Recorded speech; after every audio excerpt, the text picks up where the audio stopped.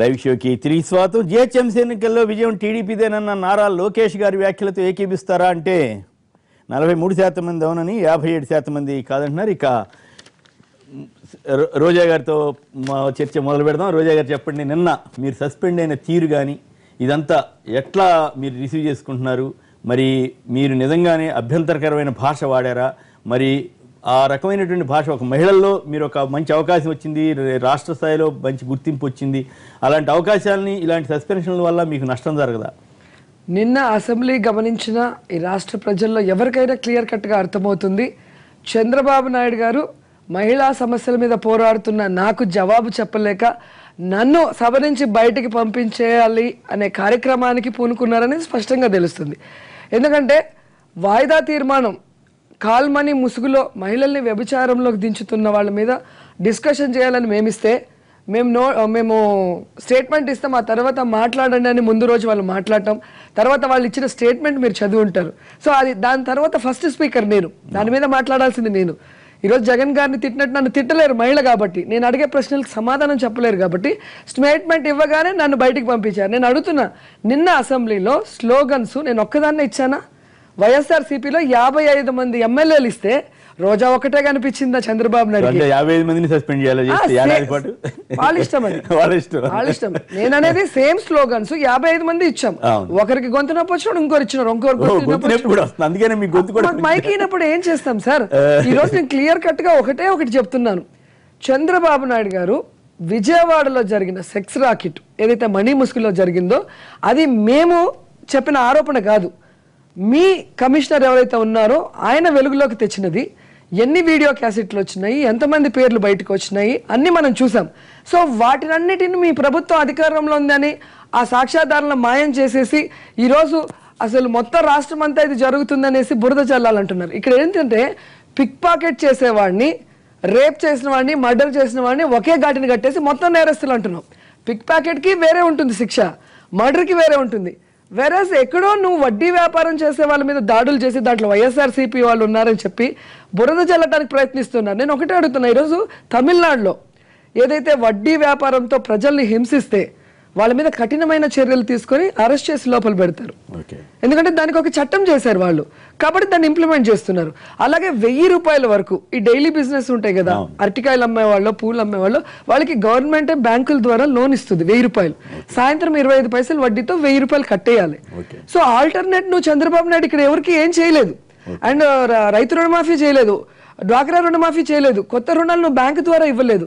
నువ్వు ఆల్టర్నేట్ చూపించకుండా వడ్డీ వ్యాపారస్తులకి ఒక రూల్స్ అండ్ రెగ్యులేషన్ ఫిక్స్ చేసి దీనికి మించి వడ్డీ మీరు తీసుకుంటే మీ మీద చర్యలు తీసుకుంటామని చెప్పి మీరు అనౌన్స్ చేయకుండా కేవలం 18 నెలల తర్వాత ఈరోజు సెక్స్ రాకెట్లో మీ ఎమ్మెల్సీలు ఎమ్మెల్యేలు బయటపడ్డారన్న భయంతో రాష్ట్ర వ్యాప్తంగా ఉన్న వడ్డీ వ్యాపారుల మీద నువ్వు రైడింగ్లు చేస్తున్నావు తప్ప అది తప్పైతే 18 మంది మీ పార్టీ వాళ్ళని స్టేట్మెంట్ ఇచ్చారు. అదే అంటున్నా, 18 ఈ రాష్ట్ర వ్యాప్తంగా చేసిన దాడుల్లో మా పేర్లు వచ్చినాయని ఆయన అంటున్నాడు. దాంట్లో వైఎస్ఆర్ ఎవరు, సిపిఆర్, సిపిఎం ఎవరు? నిన్న మొన్న ఇక్కడ విజయవాడలో పట్టుబడి చెన్నుపాటి శ్రీనివాసరావు అన్న అతను మొదటి 10 మంది నిధులు మీ పార్టీ వాళ్ళని ఫస్ట్ పేరు గానీ వాళ్ళు అనౌన్స్ చేశారు. అదే అంటున్నాను, లేదండి అతను మీ పార్టీ వాడు క్లియర్ గా లేదు. అంటే మీ ఎమ్మెల్యే, మాజీ ఎమ్మెల్యే వంగవీటి రాధాకృష్ణ బావమరిది అని కదా వాళ్ళు చెప్తున్నారు. అది ఇప్పుడు వంగవీటికి రాధా గారిని మీరు అడగాలి, వాళ్ళు ఏ పార్టీ ఏది మీరు అడగాలి. దూడల రాజేష్ ఫోటో కూడా చూపించారు జగన్ గారితో. జగన్ గారు ఎక్కడ ఉన్నారు, ఆయన ఎక్కడ ఉన్నారు. కాంగ్రెస్ లో ఉన్నప్పుడు వచ్చి తీసుకున్నారు అన్నారు, ఆయన మా పార్టీలో ఉన్న ఆయన కాదు, కాంగ్రెస్ లో ఎప్పుడో ఫోటో తీసుకున్నారు, పాత ఫోటో తెచ్చారు.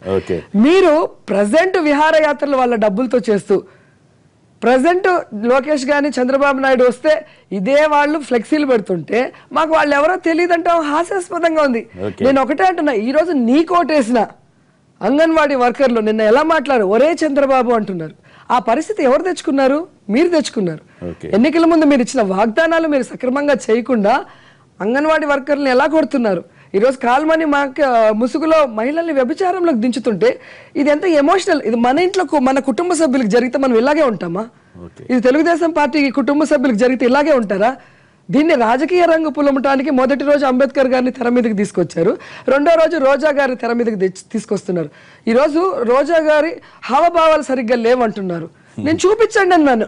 నిన్న జరిగిన అసెంబ్లీలో నేను ఏమైనా తప్పుగా మాట్లాడానా, తప్పుగా బిహేవ్ చేశానా? కేవలం స్లోగన్స్ ఇచ్చాను, అది నాతో పాటు అందరూ ఇచ్చారు. ఈ రోజు అచ్చెన్నాయుడు గారు మాట్లాడిన విధానం గాని, బుచ్చయ్య చౌదరి మాట్లాడిన విధానం గాని, అక్యూజ్డ్ తో ఉన్న బోడే ప్రసాద్ మాట్లాడిన విధానం గాని, ఒక స్ట్రీట్ రౌడీ చింతమనేని మాట్లాడిన విధానం గాని, ఆఖరికి ముఖ్యమంత్రి చంద్రబాబు నాయుడు గారు మాట్లాడిన విధానం కూడా రౌడీల్ని తలపించే విధంగా ఉంది. ఈ రోజు అసెంబ్లీ సాక్షిగా వాళ్ళ బిహేవియర్ మీరు చూడండి, ఒకసారి క్లిప్పింగ్స్ ప్లే చేయండి. మేమేం చేస్తున్నామో నిన్న మీరు ప్లే చేయండి. ఈ రోజు వాళ్ళతో జగన్ ని మొత్తం తిట్టించేసి, నేను మా వాళ్ళని ఓపికగా ఉండమన్నాను, నేను మా వాళ్ళని ఓపికగా లాస్ట్ లో గిల్లేసి జ్వాలపడుతున్నారు చంద్రబాబు నాయుడు గారు. నేను ఒకటే అంటున్నాను, ఈ రోజు అసెంబ్లీ సాక్షిగా ఈ కాల్మనీలో ఇరుక్కుపోయిన మహిళలకి మనం ఏం సందేశం ఇచ్చాము?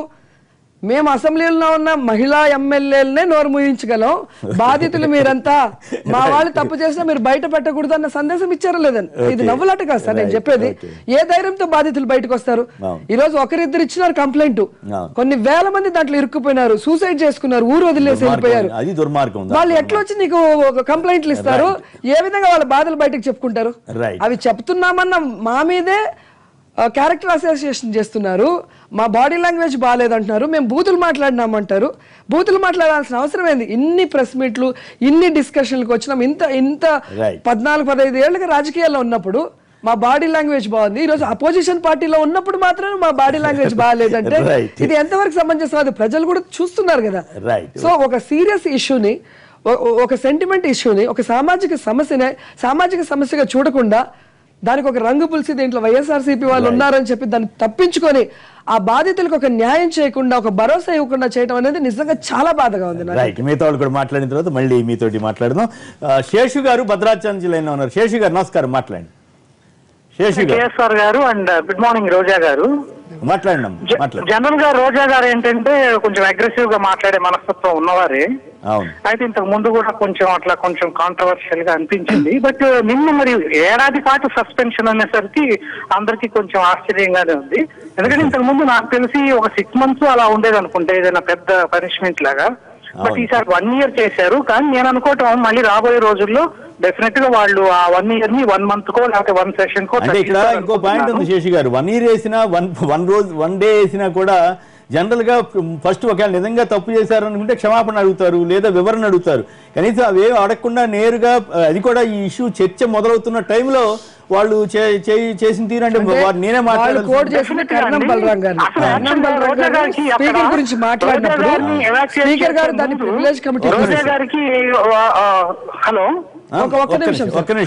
వాళ్ళు నిన్న అనిత గారు కర్ణం బలరాం గారిని 6 నెలలు సస్పెండ్ చేశారు అన్నారు. అక్కడ ఒక క్లారిటీ ఇవ్వాలి. చంద్రబాబు గారు ఇది ప్రజాస్వామ్యానికి బ్లాక్ డే అని అన్నాడు. దానికి కారణం ఏంటంటే కర్ణం బలరాం గారు స్పీకర్ గారిని డైరెక్ట్ గా సికండి అన్నారు. అప్పుడు కూడా స్పీకర్ గారు దాన్ని ప్రివిలేజ్ కమిటీకి పంపిస్తే 3 సార్లు పిలిచినా ఆయన రాలేదు వివరణ ఇవ్వటానికి. రానప్పుడు వాళ్ళు డెసిషన్ తీసుకున్నారు. ఇక్కడ మాకు వివరణకి లేదు, ప్రివిలేజ్ కమిటీకి పంపించలేదు. అసలు అబ్రప్ట్ గా 1 year అంటే next assembly session, budget session 40 రోజులు కూడా నా వాయిస్ అంటే అది కొంచెం మాబోటి వాళ్ళకి కూడా కొంచెం ఆశ్చర్యమే అనిపించింది. ఎవరికైనా అనిపిస్తుంది. ఇప్పుడు గవర్నమెంట్ వైపు సరే మీరు అభ్యంతరం వ్యాఖ్యలు చేస్తే ఆ వ్యాఖ్యలను చెప్పి చర్య తీసుకోవడానికి మాకెవరికి అభ్యంతరం లేదు. కానీ స్పీకర్ గారు అంతకుముందు ఏం చెప్పారు? మీరు మాట్లాడినా వాళ్ళు మాట్లాడినా పార్లమెంట్ రికార్డుల నుంచి తొలగిస్తాము అని చెప్పారు. 5 నిమిషాలకి సడన్ గా మీ పేరు ప్రస్తావన తీసుకురావటం, టకటక నరేంద్ర గారు ఇంకెవరు అడగటం, యనమల గారు లేవటం, ఇదంతా జరిగిపోయింది. సంథింగ్ మీ మీద కోపంతో చేశారా అని ఒక ఆస్కారం ఇచ్చినట్లయితే. ఎందుకంటే వాళ్ళకి నన్ను అసెంబ్లీ నుంచి సస్పెండ్ చేయాలని నేను అడుగు పెట్టిన రోజు నుంచి ఉందండి. గత అసెంబ్లీ సెషన్ లో కూడా నా మీద ప్రివిలేజ్ మోషన్ మూవ్ చేశారు కదా.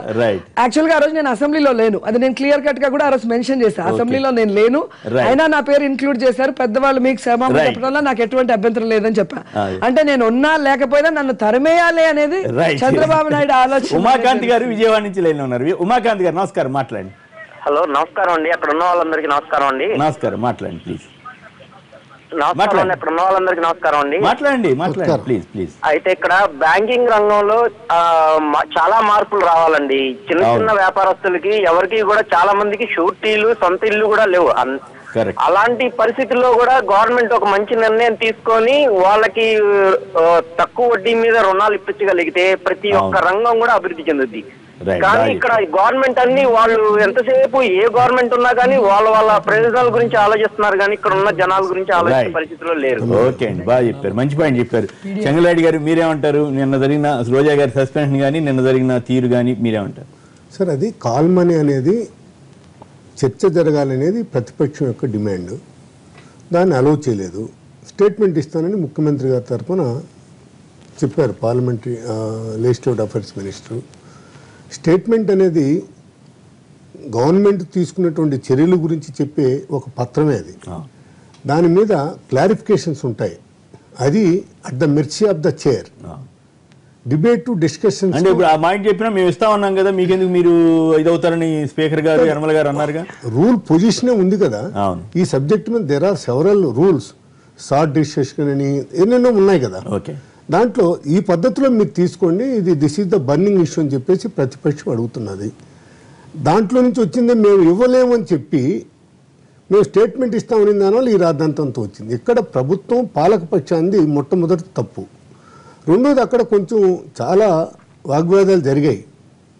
దాంట్లో ప్రతిపక్షం వాళ్ళు మాట్లాడినారు, పాలకపక్షం వాళ్ళు ఇంకా రెచ్చుగా మాట్లాడినారు. అక్కడ ఒక చిన్న విషయాన్ని మనం గుర్తుపెట్టుకోవాలండి. ఇప్పుడు వ్యక్తులను దూషించుంటే ఎక్స్ప్లెనేషన్ కాల్ ఫర్ చేయాలా, లేదా it's may be refer to the privilege committee. ఈ ప్రివిలేజ్ కమిటీ అనేది రామోజీరావును కూడా కౌన్సిల్కు రప్పించే ప్రయత్నం చేసింది. మీకు తెలిసిందే, నేను చెప్పాల్సింది కాదు. బలరాం గారు రాని దాని వల్ల 3 మీటింగ్లు పిలిచారు, రాలేదు. రాని దాని వల్ల ఆనాటి యాక్షన్ తీసుకున్నారు. అప్పుడు చంద్రబాబు గారు ఇది ప్రజాస్వామ్యానికి పాలకపక్షంలో ఉంటే ఒక మాట, ప్రతిపక్షంలో ఉంటే ఒక మాట.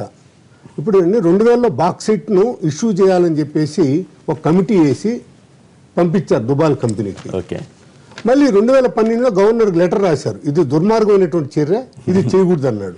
మళ్ళీ ఇప్పుడు ఇది చేయాలి. నేను క్వశ్చన్ వేస్తే నాకు జవాబు వచ్చిందండి, మీరు తాత్కాలికంగా వాయిదా వేసిన విషయం వాస్తవమేనంటే లేదు అన్నాడు. అక్కడ కేబినెట్ మీటింగ్ లో మేము వాయిదా వేసినాం అన్నారు. ఇప్పుడు మళ్ళీ లేదని నిన్న రిప్లై నాకు వచ్చినటువంటి రిప్లై, మేము వాయిదా వేయలేదు, మేము అలాంటి పని చేయలేదు. ఎవరిచ్చింది? మినిస్టర్ గారు ఇచ్చారు. నేను ఆన్సర్ కావాలని మీకు పంపిస్తాను. ఇచ్చేశారు. ఏమయ్యా, మీరు కేబినెట్ లో డెసిషన్ తీసుకున్నారు, మినిట్స్ ఆఫ్ ద డెసిషన్ వచ్చేసి ఒక కేబినెట్ మినిస్టర్ బయట మాట్లాడినాడు. మీరు whatever the cabinet decision is taken, it should come in the form of the GO. మీరు జివో రాకని ఇప్పుడు లేదంటున్నారంటే అసలు మేము దాని గురించే మాట్లాడలేదన్నారు. ఇంకా మీడియా క్లిప్పింగ్స్ నేను యాడ్ ఎత్తుకొని పోయేది అక్కడికి. ఇవన్నీ జరిగేది కదా. ఇప్పుడు ఒకటి సార్, ఇక్కడ ఒక వ్యక్తులను దూషించినారు అని దానికి 1 సంవత్సరం పాటు నీవు అనర్హురాలని చెప్పారు. అసలు వ్యవస్థనే కేంద్రం మిథ్య అన్నాడు ఎన్టీ రామారావు గారు. గతంలో కేంద్రం మిథ్య అన్నారు. అప్పుడు చంద్రబాబు నాయుడు పక్కనే ఉన్నాడు. ఏం చేశారండి? ఒక వ్యవస్థనే మిథ్య అంటే ఏమి చేయలేదు కదా. ఇప్పుడు మీరు పాలకపక్షం రెచ్చగొట్టే ప్రయత్నం చేస్తున్నారని స్పష్టంగా కనపడుతున్నది. ప్రతిపక్షాలన్నింటినీ సంఘటపరిచే పరిస్థితులు వాళ్ళు తీసుకొస్తున్నారు. జనరల్గా ప్రతిపక్షాలన్నీ సంఘటనగా ఉంటాయి పాలకపక్షాన్ని ఎదుర్కొనేదానికి. అంత మాత్రాన పాలసీస్ మీద అందరూ అవుతారు. ఇప్పుడు సిపిఐ ఉన్నది, సిపిఎం ఉన్నది, బీజేపీ కొన్ని విషయాలు బీజేపీ కలిసొచ్చు. అఫ్కోర్స్ అసెంబ్లీలో బీజేపీ అంటే ప్రభుత్వ పక్షం కదా, ఇప్పుడు ప్రభుత్వ పక్షం ఉన్నారు కాబట్టి కలిసలేనటువంటి పరిస్థితి ఉన్నది. ఇష్యూ బేస్డ్గా అపోజ్ చేయాల్సిన పరిస్థితి వస్తుంది. ఏదేమైనప్పటికీ కూడా అప్రజాస్వామ్యం. ప్రజాస్వామ్యానికి 6 నెలలు సస్పెండ్ చేసిన దానికి ఆనాడు ఉపయోగించినటువంటి పదాలను ఒక్కసారి చంద్రబాబు నాయుడు చూసుకోవాలి. ఏదో రోజా గారు పక్కన ఉన్నారని చెప్పడం ఇక్కడ నేను పర్సనల్ గా తిట్టలేదు. ఈ కాల్ మనీ దీంట్లో అమ్మాయిలు ఇది జరిగితే ఈయన మాకు ఇవ్వకుండా చేస్తున్నారని డౌన్ అని చెప్తూ నేను ఏమి స్లోగన్స్ ఇచ్చానో కూడా యనమల రామకృష్ణుడు గారు చదివి మరీ సస్పెండ్ చేశారు. దాంట్లో ఏం తప్పు కాదు కదా అనేది ఇంకో పాయింట్. అదొకటినో ఈ రోజు ఒక ముఖ్యమంత్రి విజయవాడలో ఉండగా ఇన్ని జరుగుతుంటే అది ఆ ప్రభుత్వ వైఫల్యం. మీరు అది అరకట్టకుండా దాని గురించి మాట్లాడిన మా మీద చర్యలు తీసుకుంటూ మీ ఎమ్మెల్యేలని మా మీద దూషించే విధంగా ఏ విధంగా అచ్చెన్నాయుడు మాట్లాడాడు, ఏ విధంగా చింతల కంప్లీట్. ఇప్పుడు అక్కడ రోజా గారు మీ కమిషనర్ గారు అన్నారు, అది తప్పు. ఇది కమిషనర్ ఆఫ్ విజయవాడ. ఆయన ఒక రిపోర్ట్ తయారు చేసి ఇచ్చాడు. ఆయన సెలవులో పోయినప్పుడే జనబాహుళ్యానికి అనుమానం వచ్చింది, ప్రభుత్వం సెలవులో పొమ్మంటున్నారని. మళ్ళీ మేనేజ్ చేసి అతను తీసుకురాగలిగినారు. చెప్తాను. సో మీరు అనుమానాలు క్రియేట్ చేస్తున్నారు. అనుమానాలు క్రియేట్ చేస్తే అది మీకే పతనము అని. ఇది ప్రజాస్వామ్య పద్ధతిలో మళ్ళీ రీకాల్ మీరు అది తీసుకోండి, మళ్ళీ రోజా గారిని ఈ సెషన్స్ నుంచి అలౌ చేయండి. రైట్. విష్ణు గారు, ముందుగా అయితే ఈ అంశం కంటే ముందు దాదాపు 1618 కోట్లతో ఈ దేశంలో ఒక ప్రతిష్టాత్మకమైనటువంటి ఒక విద్యా సంస్థ ఎయిమ్స్ ఈరోజు ప్రారంభంగా అవుతుంది. ఈ సందర్భంగా భారతీయ జనతా పార్టీ నుంచి రాష్ట్ర ప్రజల తరఫున కేంద్ర ప్రభుత్వానికి నేను ధన్యవాదాలు తెలియజేస్తున్నా. ఆంధ్రప్రదేశ్కు ఇది ఒక గొప్ప విజయంగా నేను భావిస్తున్న ఎయిమ్స్ అనేటువంటి ప్రారంభం కావడం అనేటువంటి అంశానికి వస్తే, అంటే చట్టంలో ఉన్నదా మీరు కొత్తగా కనిపెట్టారా? చట్టంలో చాలా చేస్తుంటారు కానీ అమలు చేసేటువంటి గొప్ప, అమలు చేసినందుకు అభినందనలు. మీరు కూడా చెప్తారు, చాలా సందర్భాలు చెప్పారు అమలు చేసినందుకు అభినందనలు నేను కూడా అన్నారు కదా. కానీ అదేదో కాదు కదా, మొత్తం చట్టంలో ఉన్నది అమలు చేస్తున్నామని చెప్పుంటే ఇంకా బాగుండేది. అది చట్టంలో పెట్టిన వాళ్ళకి అభినందనలు. అమలు చేసిన దాన్ని వేగంగా అమలు చేసినటువంటి వెంకయ్య నాయుడు గారికి కూడా దాంట్లో అనుమానం ఉంది. చట్టంలో పెట్టినందుకు కూడా ధన్యవాదాలు. అది రెండు చెప్పాలి.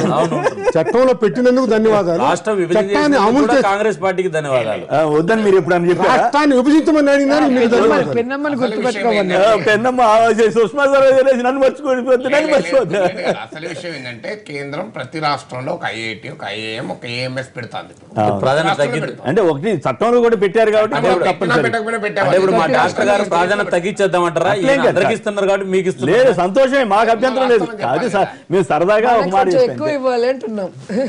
2012లో ఆంధ్రప్రదేశ్ ఒక 3 ఏఎంఎస్ ఇచ్చుంటే మనం సంతోషం. రైట్. ఒక్క నిమిషం. బుద్ధా వెంకన్న గారు టీడీపీ ఎమ్మెల్సీ వారి లైన్ లో ఉన్నారు. ఎమ్మెల్సీ వెంకన్న గారు నమస్కారం, మాట్లాడండి. మీరు రోజా గారిని ఏడాది పాటు సస్పెండ్ చేయడం ఎట్లా సమర్థిస్తారు? కాదండి, రోజా గారు ఆమె గురించి అడుగుతాం. ఆమె చేయడం అన్యాయం అని శ్రీనివాస్ గారు చెప్పండి దయచేసి చెప్పండి. రోజా గారు ఆమె చేయడం అన్యాయం అంటుంది. కానీ నా గురించి ఒక ప్రశ్న ఆమెను అడుగుదాం అనుకుంటున్నా, అంటే కరెక్ట్ సమాధానం చెప్పండి. మీ గురించి ఆవిడ సార్ చెప్పండి, అడగండి.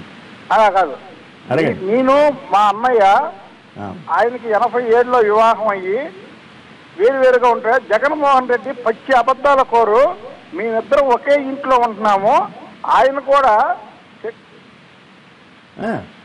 చెప్పండి. సెక్స్ రాకెట్ లో కాకుండా 2 నోట్లు దొరికాయని ఆయన మీద కేసు పెడితే నన్ను అరెస్ట్ చేయాలి. ఒకే ఇంట్లో ఇద్దరు ఉంటున్నారని 87 అంటే 28 సంవత్సరాలండి. అతను నేను వేరువేరుగా ఉండను. 28 సంవత్సరాల్లో అతను తెలుగుదేశం పార్టీ కూడా కాదు, తెలుగుదేశం పార్టీ సభ్యత్వం కూడా లేదు. ఒక ప్రతిపక్ష నాయకుడిగా ఉండి అసలు ఏమి తెలుసుకోకుండా నా మీద అభియోగాలు చేయడం అంటే, మీరు ఈ మధ్య చూస్తూనే ఉంటారు, కృష్ణా జిల్లాలో వైఎస్ఆర్సీపీ చేసే అరాచకాలను నేను ఎదిరిస్తున్నాననే ఒకే విషయం మీద నన్ను టార్గెట్ చేయడం. పోలీసులు వెంకన్న గారు మీరు చెప్పిన స్టేట్మెంట్ ఆసక్తిగా ఉంది. పోలీసు వాళ్ళు ఏం చేయలేకపోతున్నారు, వైఎస్ఆర్ కాంగ్రెస్ వాళ్ళు మీరు చేస్తున్నారా అరాచకాలు ఎదుర్కొనే పని? మాట్లాడండి.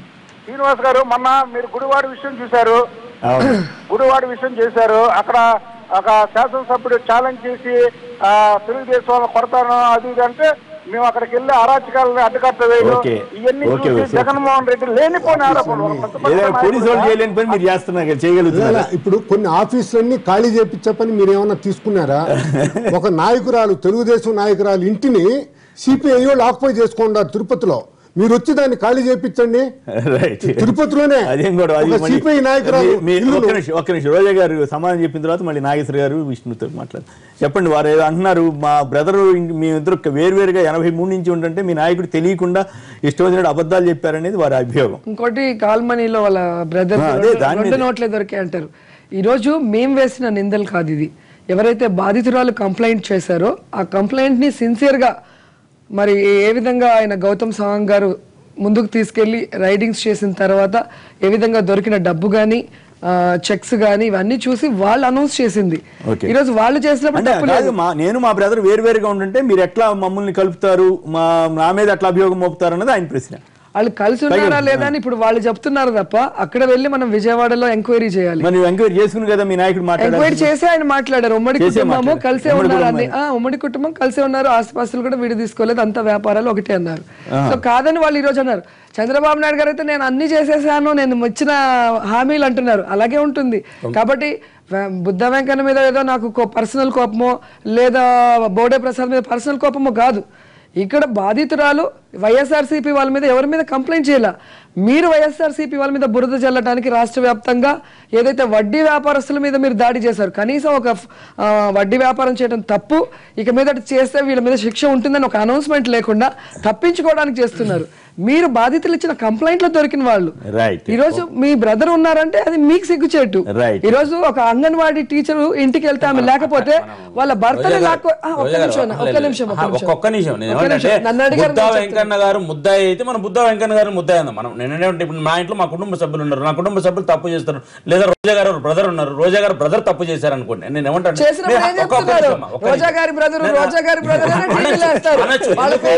బ్రదర్ సమాజంలో చాలా మందికి తెలియదు కాబట్టి రోజా గారు ఫెమిలియర్ పర్సన్ కాబట్టి రోజా గారి బ్రదర్ అనొచ్చు అంటారండి, కామన్ గా అంటారు. సమాజంలో ఎవరైతే ఫెమిలియర్ పర్సనాలిటీ ఉంటారో వాళ్ళ పేరు వాడటం అనేది కరెక్ట్. ఒకవేళ నిజంగా బుద్ధా వెంకన్న గారు కూడా ముద్దా అయితే నేను ఎక్స్క్యూజ్ చేయమని చెప్పట్లేదు, ప్రభుత్వం నిష్పక్షపాతంగా జరగాల్సిందే, ఆయన సమాధానం చెప్పుకోవాల్సిందే.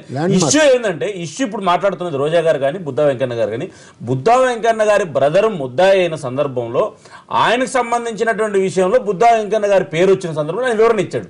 నేను రోజా గారికి నేను గుర్తు చేసేది ఏంటంటే, ఒకవేళ బుద్ధా వెంకన్న గారి బ్రదర్లు బుద్ధా నాగేశ్వరరావు ముద్దా అయితే ప్రభుత్వం ఎక్స్క్యూజ్ చేయాల్సిన అవసరం లేదు, అరెస్ట్ చేయాల్సింది, జైలు పెట్టాల్సింది.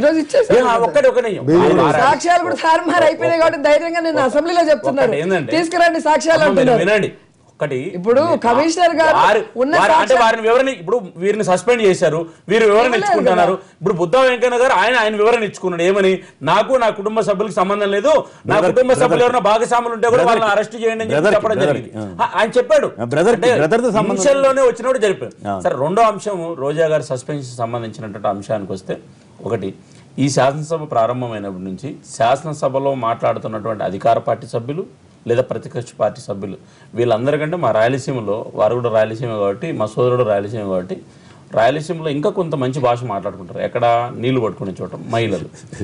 దౌర్భాగ్యం ఏంటంటే, అంటే ఆవేశాలు ఉద్దేశంగా మాట్లాడాలనేటువంటిది ఏం కాదు, లేకపోతే నాకు రోజా గారిని వ్యక్తిగతంగా రోజా గారు మిమ్మల్ని వ్యక్తిగతంగా నేను మిమ్మల్ని కోడే చేయట్లేదు, నేను మిమ్మల్ని వైఎస్ఆర్ పార్టీ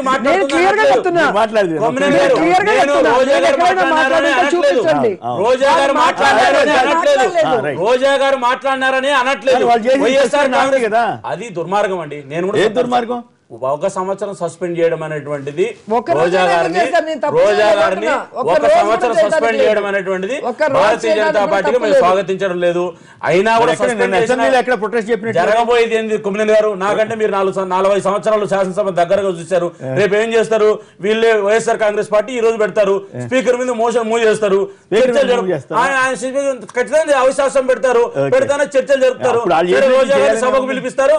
రోజా గారు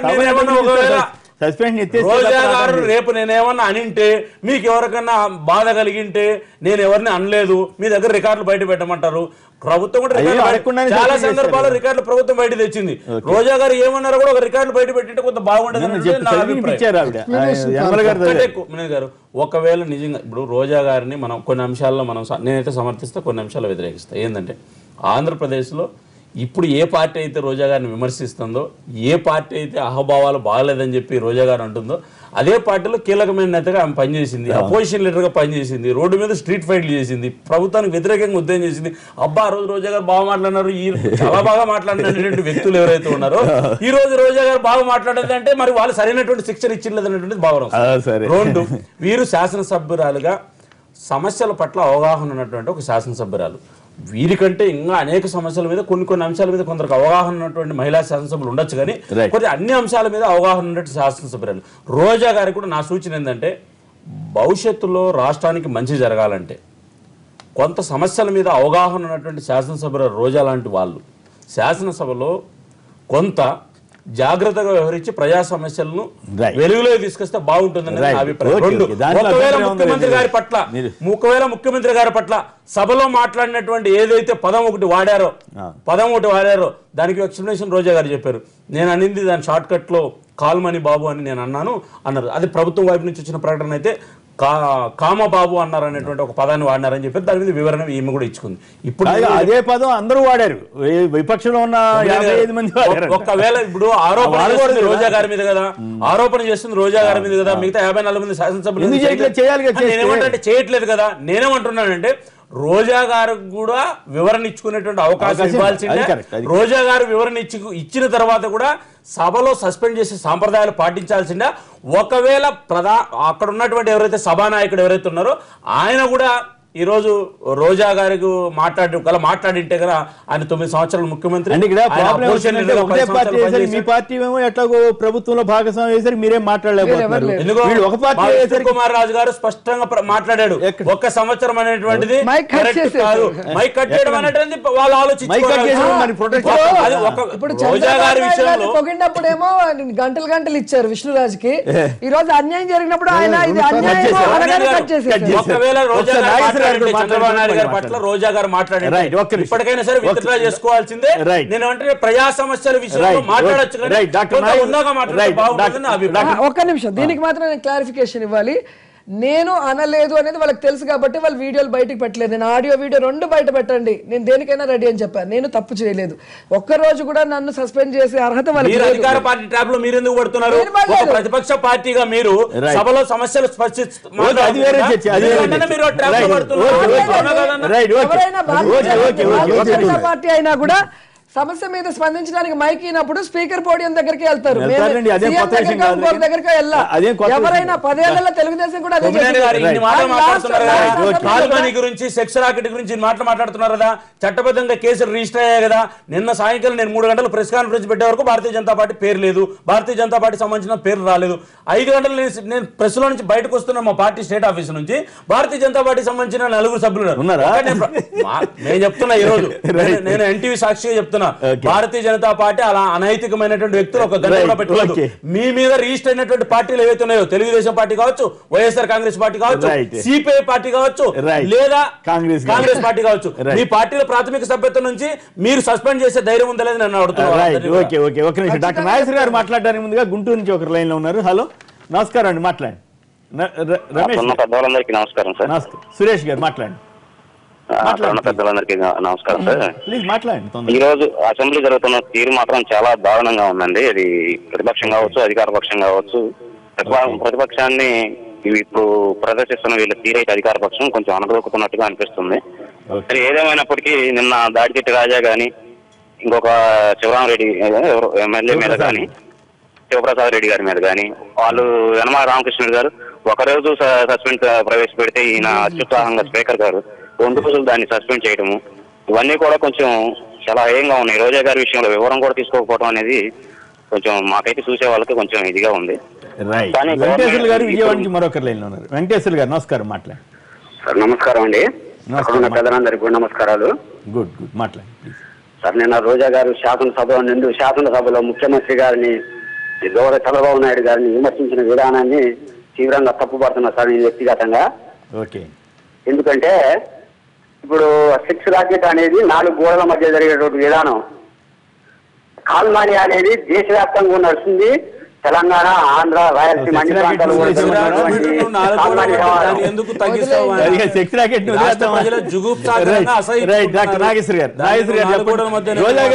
రోజా గారు సస్పెండ్ చేసిన తీరు కానీ దీని అంతా మీరు కూడా ఫాలో ఉంటారు కదా. ఏడాది పాటు సస్పెండ్ చేయడం నిజంగానే ఎబ్బట్టుగా అనిపిస్తుంది. ఎక్కడ అసెంబ్లీలో చరిత్రలో చాలా ఏపీలో జరగలేదు ఎక్కడైనా. ఎందుకంటే ఏడాది పాటు ఒక సభ్యురాలకు ఉండేది 5 ఏళ్ళు. 5 ఏళ్ళు ఏడాది పాటు నువ్వు సభకే రావద్దు అంటే అది ఆమెకు హక్కుల భంగం కాదు, ఆమెను ఎన్నుకున్న ప్రజలకు హక్కుల భంగం. ఎందుకంటే సభకు రాకూడదు అంటే ఆమె జిల్లా సమీక్ష సమావేశాన్ని రాకూడదు, దేనికి రాకూడదు. ఇక వాటికి వెళ్ళొచ్చు అనుకుంటా.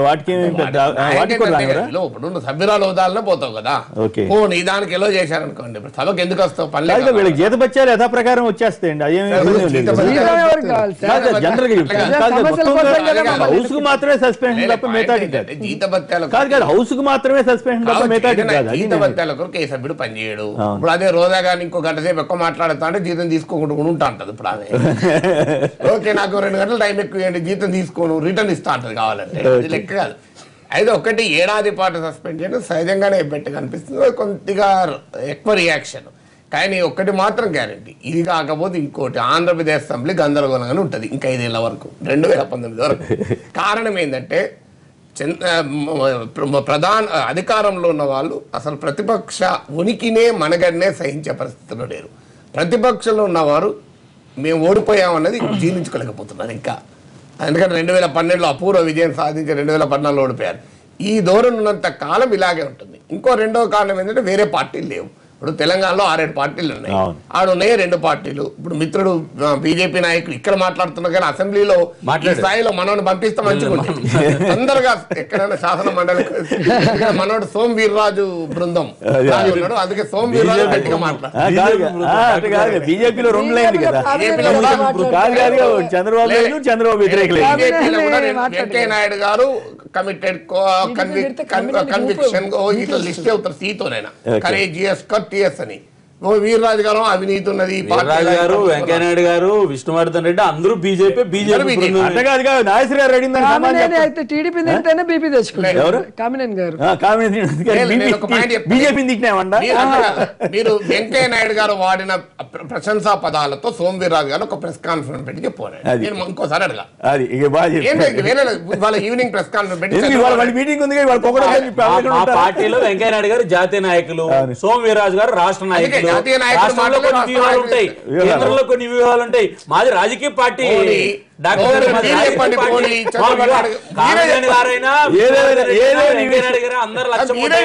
ఆంధ్రప్రదేశ్ లో భారతీయ జనతా పార్టీ వ్యూహాలు ఈ విషయంలో ఎక్స్పోజ్ అయిపోయారు.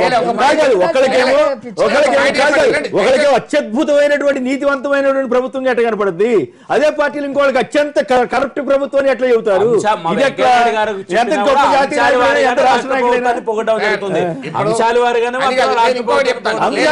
కూడా అవినీతి విషయంలో కూడా 2 రకాలు ఉంటాయా? ఒక మాట కృష్ణ గారు ఏమన్నాడు, రోజా గారిని సస్పెండ్ చేయడం దుర్మార్గం అన్నాడు. సస్పెండ్ ఎవరు చేసినారు? ప్రభుత్వం చేసి. ఆ ప్రభుత్వంలో మంత్రులు భాగస్వాములు గారు ఖచ్చితంగా భాగస్వామి. మరి ప్రభుత్వం యనమల రామకృష్ణుడు బాగా సస్పెండ్ చేసిందా? చేయలేగా. తీర్మానం ఎవరు ప్రవేశపెడతారు? ప్రభుత్వం తరఫున సస్పెన్షన్ తీర్మానం. ఇంకోటి విశేషం ఏంటంటే 35 ఏళ్ళు సర్వీస్ ఉంది యనమల రామకృష్ణ గారికి, కోడెల గారికి 35 ఏళ్ళు, 40 ఏళ్ళు, దాదాపు 40 ఏళ్ళు చంద్రబాబు నాయుడు గారికి. సీనియర్లు అని చెప్పి రోజా గారు మాట్లాడితే సస్పెండ్ చేయాల్సిందే. ఎవరు? రోజా గారిని 1 సంవత్సరం అనేటువంటి అంశాన్ని ప్రాతిపదిక మాట్లాడుతున్నా. రోజా గారు మాట్లాడింటే శాసనసభలో 100% సస్పెండ్ చేయాల్సిందే. అయితే ఆమెకున్నటువంటి హక్కులు ఏవైతే ఉంటాయో ఒక సభ్యురాలుగా వాటిని పాటించాల్సినటువంటి బాధ్యత ఉందని నేను గుర్తు చేస్తున్నా. అంత తప్ప రోజా గారు ఏం మాట్లాడినా కూడా శాసనసభలో రోజా గారు తప్పు మాట్లాడింటే సస్పెండ్ చేయాల్సిందే. తప్పు మాట్లాడారా లేదా వివరణ సభా సంప్రదాయాలు పాటించడం మాట్లాడుతున్నారు. మాట్లాడారు కాబట్టి సస్పెన్షన్ లో బీజేపీ మంత్రులు కూడా భాగస్వాములే. కేబినెట్ లో వాళ్ళే డిఫరెన్స్ ఆఫ్ ఒపీనియన్ చెప్పలేదు సస్పెండ్ చేయకూడదని. కేబినెట్ డెఫినెట్ గా it's a decision of the government. You cannot 10 నిమిషాలు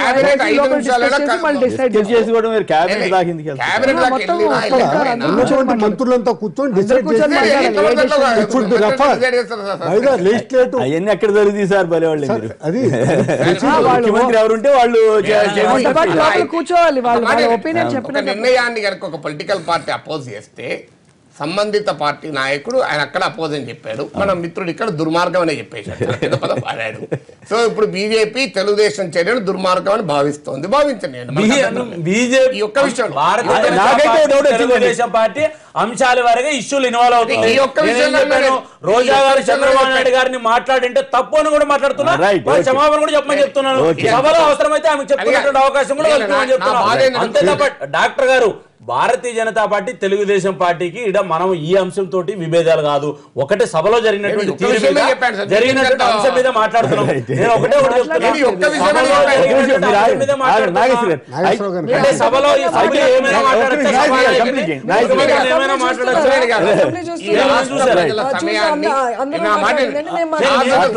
నేను మీరు మాట్లాడినటువంటి అంశాన్ని మీరు చెప్పాల్సింది, ఎందుకంటే నేను సభలో లేను కాబట్టి.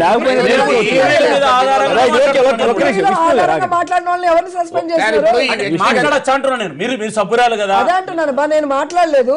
మాట్లాడిన అచ్చెన్నాయుడు మీరు సస్పెండ్ చేశారా? ఎవరు మాట్లాడినా తప్పే అంటున్నావు. అయితే మీరు మాట్లాడినట్టు ప్రభుత్వం ఒకే మాట చెప్తున్నారు. రోజా మాట్లాడితే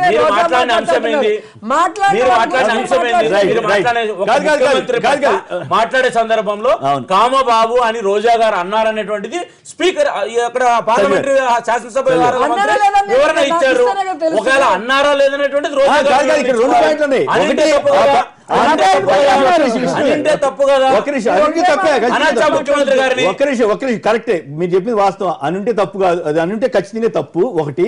రెండు, ఈవిడ ఒకటే అనలేదనేది ఒక పాయింట్. అందరూ అన్నారు, మరి అందరి మీద చర్య తీసుకోవాలి. రోజా గారు ఆవిడ కాదు, మనం కోరుకోవాలి. తప్పు అయితే అందరం కోరుకోవాలి కదా. ఒక్క నిమిషం. అయితే అదే సమయంలో ముఖ్యమంత్రి గారు విపక్షంలో ఉన్న వాళ్ళందరూ బజార్ గూండాలు, రౌడీలు అన్నారు. అట్లాగే అచ్చెన్నాయుడు గారు బుద్ధి జ్ఞానం లేదు జగన్ రోజా గారు ఒక్క నిమిషం. మేము అపోజిషన్ లీడర్ ను మాట్లాడినట్టు అధికార పార్టీ మంత్రులు మాట్లాడిన భాషను మేము సమర్థించలేదు. మేము వాళ్ళు మాట్లాడట్లేదు. ఇక్కడ ఆంధ్రప్రదేశ్ అసెంబ్లీలో ఏ నాయకుడు సరిగా మాట్లాడాడు, ఏ నాయకుడు సరిగా మాట్లాడలేదు, మనం చర్చించుకుంటే సమయం వృధా. ఇది కాకపోతే ఇంకో ఇష్యూ, ఈ ఇష్యూ కాకపోతే ఇంకో ఇష్యూ. అసలు మేజర్ ఇష్యూ ఏంటంటే కాల్ మనీ ర్యాకెట్ ను ఎలా ఆపుదాం అనే దానిపైన ఎవరికి ఆసక్తి లేదు. చర్చలో ఎక్కడ అది రాదు. ఇప్పుడు సంస్థాగత రుణ సదుపాయం పెంచడం ఎలా, అందువల్ల ఇప్పుడు గతంలో కదన్నాడు కలికాలపు మేసబరా ఏదిరా కర్మగాలి శాసనసభ కాదు కదా గురువరా అని. ఇప్పుడు ఆ రకంగా ఇప్పుడు ప్రజా సమస్యలపై చర్చించకుండా ఇది కాకపోతే మీరు పోనీ లాస్ట్ టైం అంతకుముందు ఎప్పుడన్నా కాల్మని ఉందా? ఇప్పుడు రోజా గారు ఇప్పుడే ఆవేశమయ్యారా, రోజా మీద వాళ్ళు ఇప్పుడే ఆవేశమయ్యారా? ఇది కాకపోతే ఇంకోటి అవుతారు సార్. మీరు ఏమన్నా ఇప్పుడు మా మిత్రుడు జంగల్ రాయుడు మాట చెప్పాడు మొదలు నాగేశ్వరరావు గారు, నేనేమడిగానంటే ప్రభుత్వ ఆల్టర్నేటివ్ వాళ్ళకి రుణ సదుపాయం కల్పించకుండా కేవలం సెక్స్ రాకెట్ ని తప్పించడం కోసం రాష్ట్ర వ్యాప్తంగా దాడులు చేయడం అనేది కరెక్ట్ కాదు. ఇది ఈ రోజు కొత్తగా ఉన్నది కాదు. ఎవరు అడగలేదు అంటున్నారు. ఇప్పుడు తప్పించుకోవడానికి చేసిన వాడిని లేదు సార్. సంస్థాగత రుణ సదుపాయాన్ని పెంచండి అని మాత్రమే అని ఉంటే మీ మీద వాళ్ళు విరుచుకపడితే వాళ్ళే దెబ్బతింటారు. కానీ అక్కడికి ఆగుతారా? ఎవరు ఆగరు కదా.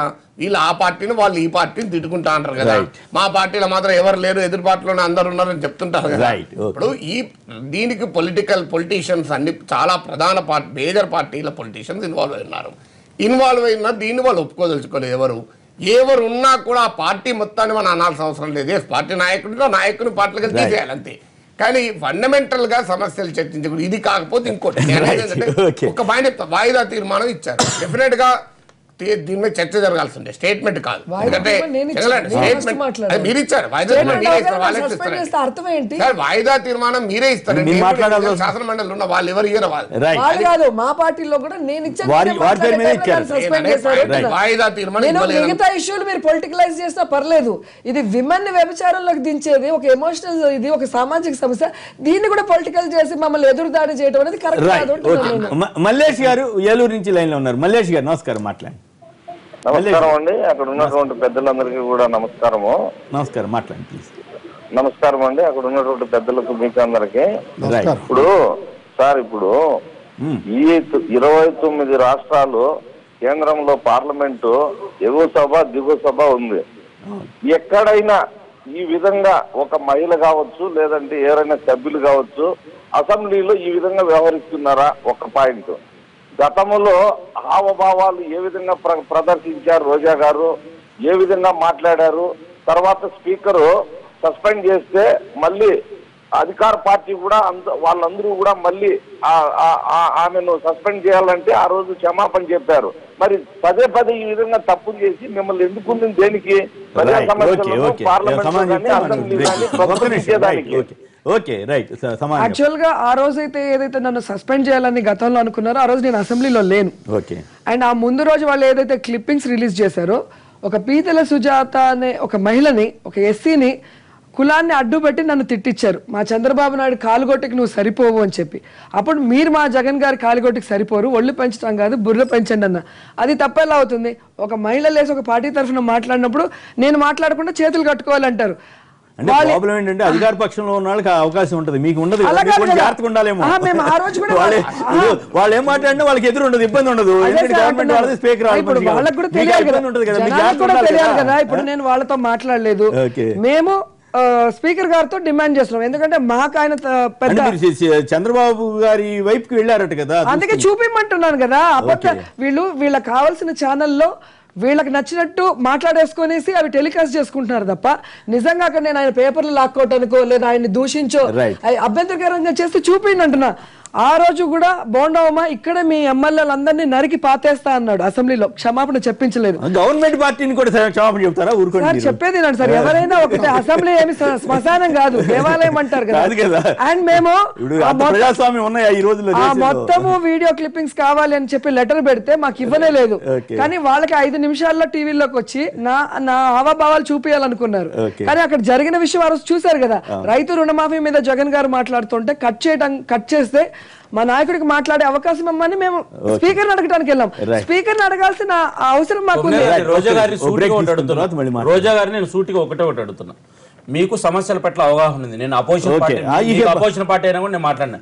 ఒకటి, మీ చర్యలు నేను అన్ని సమర్థించుకుంటానంటే అది వారి వ్యక్తిగతం. నేను ఏమంటానంటే, ఒకటి, చట్టసభల్లో మీలాంటి కొంత సమస్యల పట్ల అవగాహన ఉన్న వ్యక్తులు ఎందుకు నిర్మాణాత్మక మరి ఆయన డాక్టరేట్ వస్తే కూడా మీరు ఆయన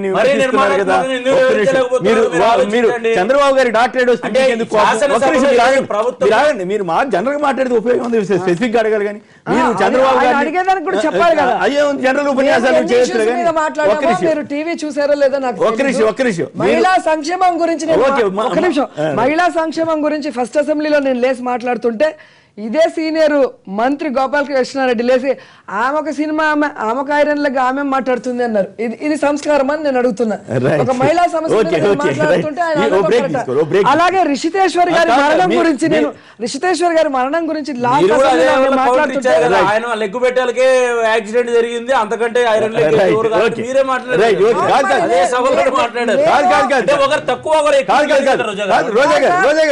మిమ్మల్ని వచ్చి చెప్తా కొడితే మీరు చూస్తూ ఉంటారా?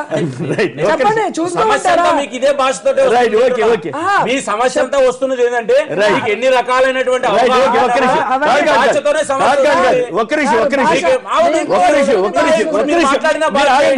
అన్పార్లమెంట్ పదాలు వాడతారు, అది మీరు కరెక్ట్ అనుకుంటారు, ప్రజలంతా చూస్తుంటారు.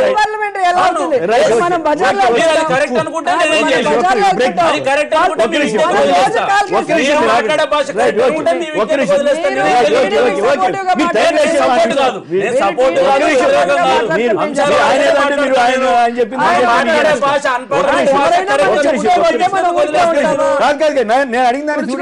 నేను అడిగిన దాన్ని సూటిగా సమాధానం చేయడానికి ముందుగా బ్రేక్ తీసుకోవాలి. మీరు గౌరవ ముఖ్యమంత్రి గారికి విదేశాల్లో డాక్టరేట్ వస్తే మీకెందుకు కోపం రావాలి? అది కూడా వాళ్ళకి కోపం రావడానికి ఆస్కారం ఉంటుంది కదా.